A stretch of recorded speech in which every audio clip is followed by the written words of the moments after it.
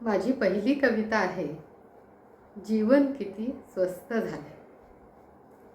जीवन किती स्वस्त झाले, जीवन किती अस्वस्थ झाले. जागोजागी अपघातांचं, घातपाताचं क्षेत्र बनलं. कोण कुठे कसा मरेल याचं सर्वत्र भय आहे. मरण असं दारोदारी गस्त घालत फिरत आहे. कसली नीती आणि मूल्य कशाचीच चाड नाही. मानवतेचा धर्म सोडून अंध थैमान चालू आहे. मनच कोरडी होत आहे. अश्रू आटून जात आहे. सारं भकास होत आहे. सारं उजाड होत आहे. कुठून तरी आशा ज्योत उजळून कुणी जाईल काय. या जगाचं नंदनवन जमून सारे करतील काय. या जगाचं नंदनवन जमून सारे करतील काय.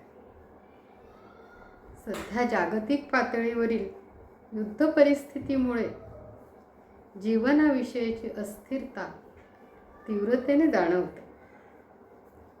लोकांचे मृत्यू पाहिले की जीवनाला काही मोल आहे की नाही असं वाटायला लागतं.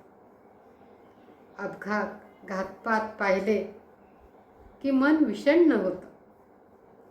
नीतिमूल्य अस्तित्वात आहेत का नाही अशी शंका येते.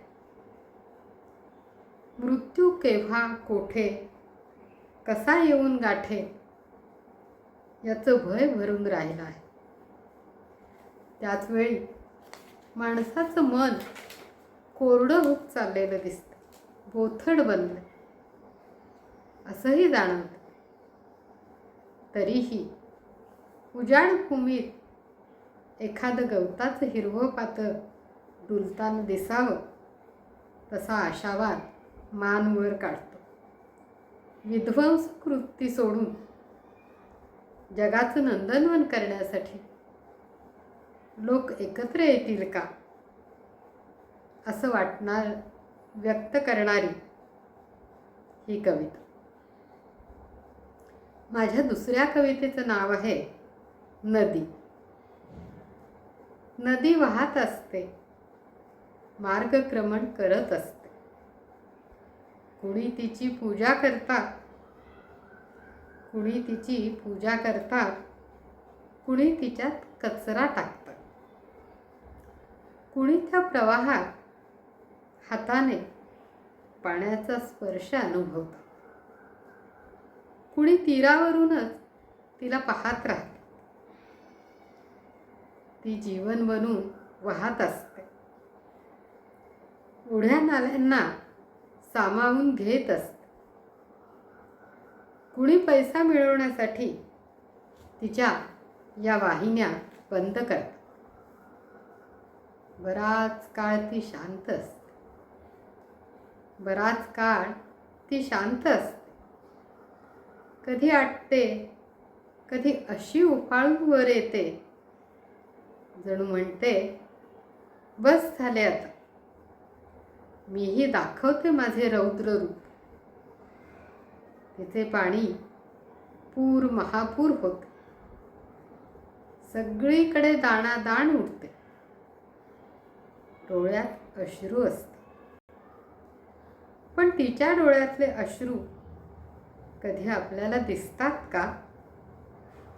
ती तर आनंददायी, जीवनदायी असते. मग ती सोशिक आहे म्हणून नका ताणू. नका ताणू, नका अनाचार करू. तिला स्वच्छ राहू दे.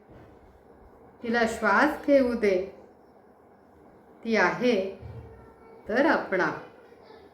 ती आहे तर आपण आहोत. ही जाण राहते. ही जाण राहते. पाण्याला जीवन असेही म्हणतात. नदी जीवन कवेत घेऊन वाहत असते. तिच्यामुळे आपले अस्तित्व असते. बरेचदा माणूस हे विसरूनच जातो, तिच्या अस्तित्वावर उठतो. शांत, सहनशील नदीही एका टप्प्यावर तिचे रौद्ररूप दाखवते.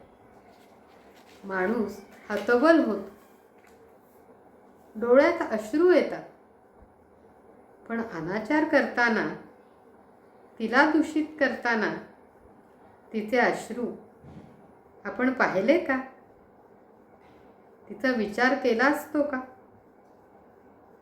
तिच्यामुळे आपण आहोत ही जाणीव ठेवली तर ती आपल्यासाठी जीवनदायिनी, आनंददायीच असणार हे नक्की.